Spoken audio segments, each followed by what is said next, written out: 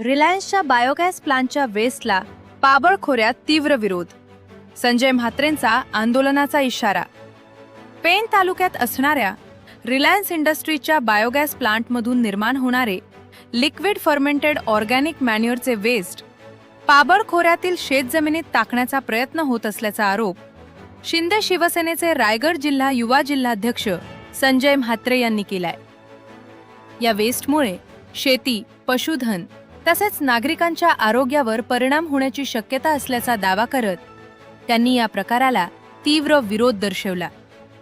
संजय म्हात्रे यांच्या म्हणण्यानुसार या वेस्टमधून दुर्गंधी येत असून ते नदीच्या पाण्यात मिसळल्यानं 2 गुरांना त्रास झाल्याचे निदर्शनास आले आहे. दिल्लीतील प्रयोगशाळेचा टेस्ट रिपोर्ट संबंधित यंत्रणांना दाखवून शेतजमिनीत वेस्ट टाकण्याचा प्रयत्न सुरू असल्याचा आरोपही त्यांनी केला. दरम्यान संबंधित शेतमालकानं कृषी अधिकाऱ्यांसमोर वेस्ट हानिकारक असल्याचे कृषी विभागाकडून सांगण्यात आले नसल्याचे स्पष्ट केले. मात्र हा पदार्थ शेती अथवा जीवितास हानिकारक असल्याचे आढळल्यास तो शेतात टाकू देणार नसल्याची भूमिका त्यांनी घेतली. रिलायन्सनं हा प्रकार तातडीनं थांबवला नाही तर कृषी विभाग व कंपनी विरोधात पशुधन आणि नागरिकांना सोबत घेऊन उग्र जनआंदोलन छेडू असा इशारा म्हात्रे यांनी दिला. जिल्हा अधीक्षक कृषी अधिकारी वंदना शिंदे यांनी तातडीनं दखल घेऊन योग्य कारवाई करावी अशी मागणीही त्यांनी केली.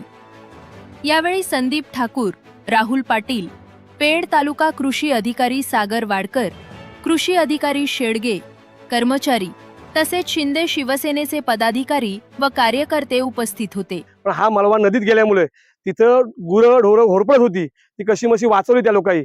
परंतु जर गुरंढोरं होरपळत असतील तर नक्कीच माणसं सुद्धा होरपळून मरू शकतात आणि हे त्या शेतकऱ्याला फसून हा मलबा इथं आणलेला आहे. जर रिलायन्सचा मलबा तिथून येतो इकडं, जर तो शेतीसाठी पूरक असता तर मग ते त्यांच्या भागात काय वापरला. रिलायन्सची 5,000 10,000 एकर जमीन आहे, तुमच्या इथं यूज करा, चांगला यूज करा. एखादा शेतकऱ्यांचा मेळावा घ्या आणि त्यात सांगा की हा जो मलबा आहे हा शेतीसाठी चांगला आहे, पूरक आहे. तसं काही न करता चोरी चुपूक हे टँकर आणतात इथं आणि टँकरचा नंबर सुद्धा नाही, नंबर प्लेट सुद्धा नाही, असे टँकर इकडे येतात आणि इथं टाकतायत. अशा इथं आतापर्यंत 40 टँकर इथं टाकले आहेत. याच्यापासून आमची ढोरं इथं होरपळले आहेत. पण आम्हाला ही जी रिलायन्स कंपनी आहे, रिलायन्सची मॅनेजमेंट आहे, ही इथल्या आम्हाला शेतकऱ्यांना, आम्हाला नवीन युवा पिढीला ही वेडी समजते. पण आम्ही वेडी नव्हतो, आम्ही शाणे आहोत. ही यांची ही इथं आता यांचे टँकर आम्ही बंद केलेत. पण आम्हाला शासनाला म्हणणं आहे शासनाला की यांच्यावर कायदेशीर कारवाई होऊन ही बंद झालं पाहिजे आणि जे रिलायन्सचा जो प्रोजेक्ट आहे ती त्याही त्यांच्या इथंच ती मलबा टाकला पाहिजे, अन्यथा आम्ही मोठं आंदोलन करू. हे जे लिक्विड फर्मेंटेड ऑर्गॅनिक मॅन्युअर याचे जे टेस्ट रिपोर्ट आहेत ना, हे टेस्ट रिपोर्ट हे सीमा लॅबोरेटरीज म्हणून एक गव्हर्नमेंट ऑथराइज्ड ही जी लॅबोरेटरी आहे ही दिल्लीची आहे. आणि जर अशा दिल्लीच्या लॅबोरेटरी मधनं एखादा टेस्ट रिपोर्ट जर कृषी विभागाला, इथल्या जिल्हाधिकारी कार्यालय किंवा संबंधित जे काही यंत्रणा आहे त्यांना जे काही टेस्ट रिपोर्ट आहे दाखवून हे लोक इथे जे लिक्विड फर्मेंटेड ऑर्गॅनिक मॅन्युअर हे तुम्ही पाहू शकता. इथली परिस्थिती अत्यंत भयानक आहे, कारण संबंधित जो लिक्विड फर्मेंटेड जो ऑर्गॅनिक मॅन्युअर आहे तो इथल्या संबंधित शेतकऱ्यांना किंवा शेतीला आणि जे पशु आहेत त्यांच्यासाठी हानिकारक आहे. आम्ही सत्य परिस्थिती पाहिली.